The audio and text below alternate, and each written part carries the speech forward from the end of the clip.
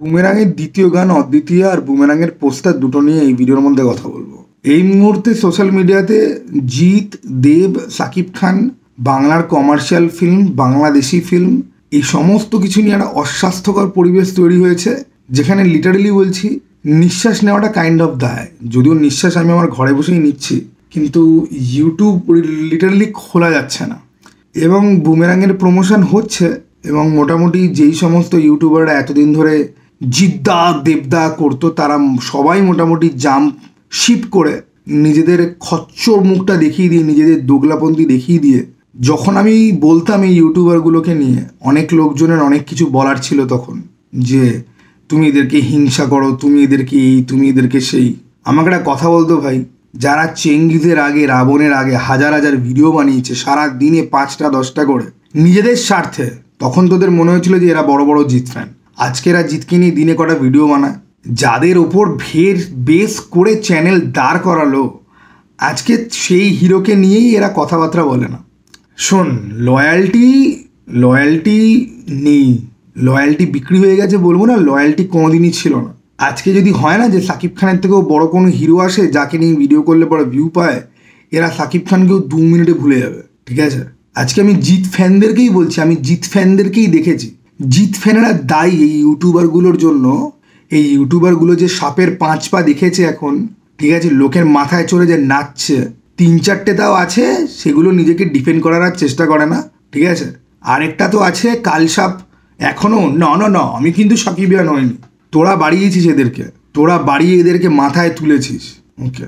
তোরাও চ্যানেল চালু করে দে, তবে এখন আর কিন্তু জিদ্দাকে নিয়ে ভিডিও করলে কিন্তু মার্কেট নেই, সাকিব খানকে নিয়ে ভিডিও করতে হবে। যাই হোক, বুমেরাংয়ের যে সেকেন্ড পোস্টারটা যেটা বেরিয়েছে, রুক্মিণী, দুখানা রুক্মিণী রয়েছে, একজনকে কোলে নিয়ে একজন পাশে দাঁড়িয়ে রয়েছে, পোস্টারটা ভালো। বিশাল আহামরি মাইন্ড ব্লোয়িং ওরকম কিছু না হলে পরে পোস্টারটা ভালো। পোস্টারে দুটো রুক্মিণী স্কিন টোন যেহেতু সেম, রোবট রুক্মিণী কোনটা, নর্মাল রুক্মিণী কোনটা সেটা বুঝতে পারা দায় হয়ে যায়, কিন্তু আবার বোঝাও যায় যে কাইন্ড অফ যে যাকে কোলে নিয়ে রয়েছে সে রোবট রুক্মিণী, পাশে যে দাঁড়িয়ে রয়েছে সে অ্যাকচুয়ালি হিউম্যান রুক্মিণী। এনিওয়ে, পোস্টারটা আমার ভালো লেগেছে। এবারে আসি অদ্বিতীয়া গানটাতে। অদ্বিতীয়া গানটাতে যে জিনিসগুলো দেখানো হয়েছে, এটাই আমি বলছিলাম আমার প্রথম গানের সমালোচনাতে, আমি বলছিলাম যে গানের সঙ্গে সিনেমার ভেতরের যদি কোনো সিন যদি দেখাতো তাহলে খুব ভালো হতো। এখানে সিনেমার ভেতরের সিন দেখিয়েছে, তাতে আমরা জিতের যে ল্যাবটা, সেই ল্যাবটা দেখতে পাই, গ্রাফিক্সের কাজগুলো যে প্রপার, আমরা বাইকটাকে দেখতে পাই একটুখানি সময়ের জন্য ল্যাবের মধ্যে এক কোনায় দাঁড় করানো আছে। ভিএফএক্সের কাজ খুব যত্ন নিয়ে করা হয়েছে, কালার গ্রেডিং খুব যত্ন নিয়ে করা হয়েছে, সিনেমাটোগ্রাফি চোখে দেখে আরাম পাওয়ার মতো, ঠিক আছে? কালার গ্রেডিংটাই বেশি করে চোখে পড়ে। লাস্ট যে ফ্লপ সিনেমাটা মানুষের সময় থেকেই জিতের সিনেমার কালার গ্রেডিং কিন্তু অনেকটা ইমপ্রুভ করেছে, সেটা আমরা বুমেরাংয়েও আশা করি দেখতে পাবো। যাই হোক, বুমেরাং আসবে মোটামুটি আর 17 দিন বাদে, এখনো অবধি ট্রেলার আসেনি। আমাকে যদি কেউ ক্ষমতা দিত না, আমি জিতের অফিসে ঢুকে জিতের পুরো সমস্ত যারা টিম রয়েছে না, নয়তো তাদেরকে বলতাম যে তোমরা ভাই তোমাদের ওয়ার্ক প্রসিডিওর চেঞ্জ করো, নয়তো আমি সবাইকে বলতাম চলো টাটা, চলো বাই বাই, আর যেন তোমার দেখা না পাই। একটা মানুষ যদি ভুল মানুষ দ্বারা সমাবেষ্টিত হয়ে থাকে, তবে এখানে জানি না কে ঠিক কে ভুল, সেও তো অ্যাপ্রুভ করছে, তাই না? এই যে বাঙালি কালচার নেই, অনেকে বলে জিতের মধ্যে বাঙালি কালচার নেই, জিতের পুরনো সিনেমাগুলো দেখে কিন্তু বুঝতে পারা যায় যে তার মধ্যে ছিল এলিমেন্ট। এখন যেন এত চেষ্টা করেও কানেকশন যেন হারিয়ে গেছে, দর্শকের সাথে কানেকশনই যেন হচ্ছে না।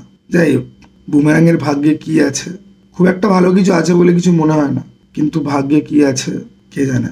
আমার এত খারাপ লাগে না, আমার জিদ্দার জন্য এত খারাপ লাগে, তবে কোথাও গিয়ে আবার মনেও হয় যে ভালো পরিস্থিতিতে নেই, আশেপাশে ভালো অ্যাডভাইস দেওয়ার লোকের খুব অভাব। আমি এই কথাটা লাস্ট আমার জিতকে নিয়ে সমস্ত ভিডিওতেই হয়তো বলি, অভাব। শোনো, দেখো, গ্লস বাইরে থেকে লোক হায়ার করলাম, অনেক টাকা দিয়ে সে কাজ করলো, এগুলো খুব গাল ভরা ব্যাপার। সিনেমার এসেন্সকে ধরতে হয়, সিনেমার একটা এসেন্স আছে, একটা সিনেমাটিক ল্যাঙ্গুয়েজ আছে, একটা ভালো গল্প দরকার, একটা হেভি ওয়েট সেটা ভাঙা একটা গল্প দরকার। আর জিতের ইমিডিয়েটলি উচিত সৃজিত মুখার্জির সাথে কাজ করা। মানে আই স্টিল কান্ট বিলিভ যে আমি এটা বলছি, বাট সিরিয়াসলি বলছি, কারণ সৃজিত মুখার্জিকে আমি যতই অপছন্দ করি না কেন, এর নাম শুনে লোকে সিনেমা দেখতে আসে। সৃজিতদার নিজের প্রোডাকশানে কাজ করা উচিতই না, বাইরের প্রোডাকশানে কাজ করা উচিত। এবং এর এখন বিভিন্ন রকম ডিরেক্টরের সাথে, না আমি ডিরেক্টরের অ্যাক্টর হব, নিজের এই সুপারস্টার যে ব্যাপারটা, এই সুপারস্টার ব্যাপারটাকে সাইড ট্র্যাক করে ডিরেক্টরের হাতে নিজেকে সঁপে দিতে হবে তার টার্মস অ্যান্ড কন্ডিশনে। এটা জিতের এখন এসকেপ রুট হওয়া উচিত বলে আমি মনে করি। তথাগত দা খুব ভালো অপশান, অভিরূপ ঘোষ খুব ভালো অপশান, বাট অভিরূপ ঘোষের সাথে অলরেডি কথাবার্তা হয়ে গেছে, সেই কাজটা হবে না। আর টুম্পা সোনার যে ডিরেক্টর, তার সাথেও কাজ করলে পর খুব ভালো হয়, তার একটা ভিশন আছে, একটা ভিশনারি ডিরেক্টর, ঠিক আছে। রাজ চক্রবর্তীর সাথে কেন জিৎ কাজ করবে না আমি জানি না।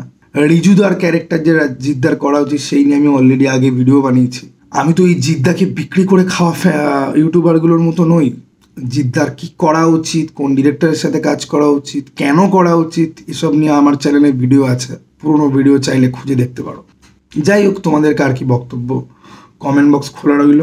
অদ্বিতীয় গানটা আমার ভালো লেগেছে, একটা মন খারাপ করার একটা ব্যাপার আছে, ভালো।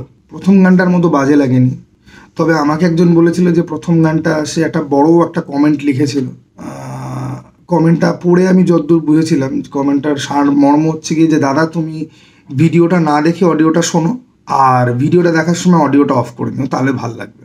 ভিডিওটা দেখার সময় আমি অডিওটা অফ করে নিয়ে আমার ভাল লাগেনি, কিন্তু যখন আমি ভিডিওটা বন্ধ করে গানটা যখন শুনছিলাম, গানটার কথাগুলো ভালো, বিটগুলো ভালো, কিন্তু গানটার মধ্যে এনার্জির অভাব।